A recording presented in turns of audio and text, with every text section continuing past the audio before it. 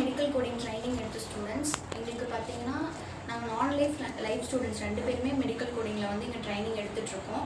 இப்போ நான் லைஃபாக இருக்கும்போது டேரெக்டாக நாங்கள் இன்டர்வியூ ஏதாவது இன்டர்வியூக்கு போனோன்னா எங்களுக்கு அங்கே நாங்கள் போனாலும் மற்றவங்களை டிபெண்ட் பண்ணியிருக்க மாதிரி இருக்கும், ஒரு நாலேஜ் இல்லாமல் போகிற மாதிரி இருக்கும். நாங்கள் மெடிக்கல் கோடிங் இங்கே இந்தியன் ஹெல்த் கேர் பிபிஓவில் ட்ரைனிங் எடுத்துகிட்டு போகும்போது எங்களுக்கு அது ஈஸியாக இருக்கும், எப்படி ஓவர் கம் பண்ணி வருது அப்படிங்கிறதுக்கான ஹெல்ப்ஃபுல்லாக இருக்கும்.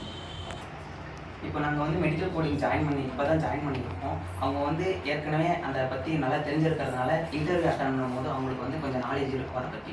அவங்க ஹெச்ஆர் கேட்கும் போது அவங்க அதை பற்றி ஆன்சர் பண்ணுவாங்க.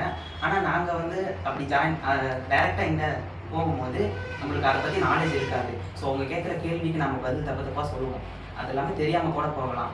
ஸோ அதனால் இன்டர்வியூவில் செலக்ட் ஆகிறதுக்கு இங்கே ஜாயின் பண்ணி போகலான்னு சொல்லிட்டு ஒரு ஐடியா இருக்கிறனால ஜாயின் பண்ணிட்டேன். மெடிக்கல் கோடிங் ஃபீல்டை பொறுத்தவரைக்கும் அனாட்டமி ஃபிசியாலஜி தான் பேசிக்ஸு.